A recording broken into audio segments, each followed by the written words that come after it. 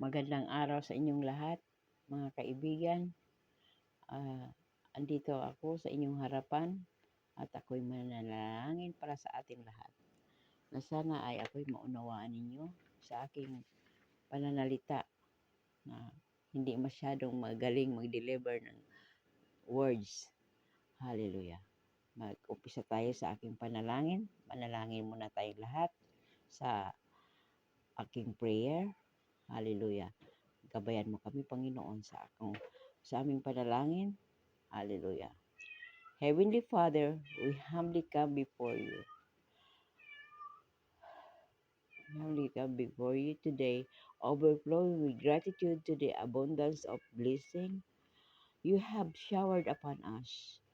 We thank you for an unending love and provision in our lives. Hallelujah.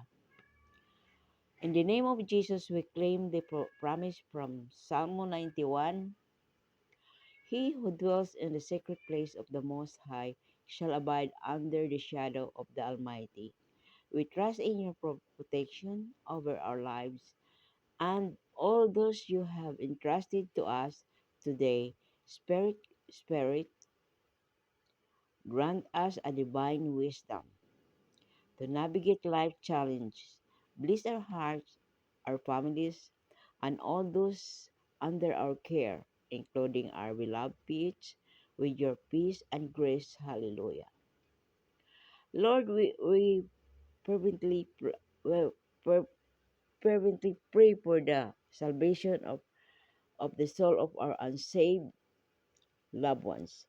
May they receive Jesus Christ as the Lord and Savior alone. In the name of Jesus, we declare our faith and the blessed works of our hands, as a Colossians 3 verse 15 reminds us, let the peace of Christ rule in our hearts. May your peace govern with every aspect of our lives. We also hold fast to the promise from Isaiah 54 verse 17, no weapon forms against us. You shall prosper. We release all doubts and fears and unforgiveness, knowing that your love for us unwavering enable us to love those who may sin unlovable. Give us a clean heart in the name of Jesus. We gratefully receive your unconditional love, Father, in the name of Jesus. Hallelujah. Salamat po, Panginoon, sa aking sana'y naunawaan ng aking salita, sa aking prayer na magsasalita ako dito sa video na manalangin kasama nyo na sana ay gabayan tayo ng Panginoon. Hallelujah. Ako'y magbibigay sa inyo ng verse ng kay Peter, 1 Peter verse 5 and 6. Hallelujah. Sana ay ating mai-apply sa ating sarili ang itong mga katagang aking bibitawan sa inyo. Sa mga bersikulong ito ay pinapayo ni Pedro na kababaang loob natin lahat sa bawat isa. Pinaalala sa mga mananampalataya na isuot ito sapagkat kinasusuklaman ng Diyos ang mga mapagmataas, ngunit nagbibigay ng biyaya sa mga mapagkumbabang loob niya. Hallelujah. Kailangan talaga may mababa tayong kalooban sa bawat isa. Kasi yan ang gusto ng Panginoon sa atin. Ang nais ng Ama ng kanyang mga anak na lumakad tayo ng kababaang loob. Ibig sabihin, yung kailangan hindi tayo mapagmataas sa kapwa. Sumusunod tayo sa halimbawa ng Panginoon sa kanyang mga minamahal na anak. Tayo ang kanyang mga anak. Si Jesucristo na nagpakumbaba hanggang sa kamatayan sa krus. Biruin mo na pagkamatay si Jesus nang dahil sa atin. Tapos anong ginawa natin? Wala. Hanggang tingin lang tayo sa kanya. sa kailangan talagang sundan natin ang Panginoon, na kailangan tinutulungan natin ang banal na Espiritu, ang tunay na tagasunod ni Kristo. Pinagtitibay sila upang mabuhay ng may kababaang loob. Kailangan talaga mabuhay tayo ng may kababaang loob, na kinikilala ang kanilang mga depende sa kanyang mga biyaya sa Diyos kaysa kanilang sariling lakas. Sa praktikal na nangangahulugan ito ng pag-amin sa ating mga limitasyon at kahinaan, paghahanap ng mga patnubay sa tulong ng Panginoon. At ito'y kailangan sa ating mga limitahan natin ang ating sarili sa ating mga gawain, sa ating mga kahinaan sa paghanap ng patnubay at tulong ng Diyos sa lahat ng lakad natin sa buhay. Halimbawa sa ating mga sitwasyon ngayon, na bawat isa sa atin ay hindi alam kung anong mangyayari sa buhay natin. Hindi natin alam kung hanggang saan ang tukso na dumadaan sa atin, na magmalaki tayo tungkol sa ating mga tagumpay. Yung mga nagtatagumpay, sa kanila lang yun. Pero huwag dahil dapat mainggit sa kanila. Iwasan natin ang mainggit. Bigyan ng papuri ng Diyos ang sa halip na kinikilala ang kanyang papel sa ating mga tagumpay. Kailangan maging magpakumbaba tayo at maging maayos sa ating pakitungo sa ating kapwa.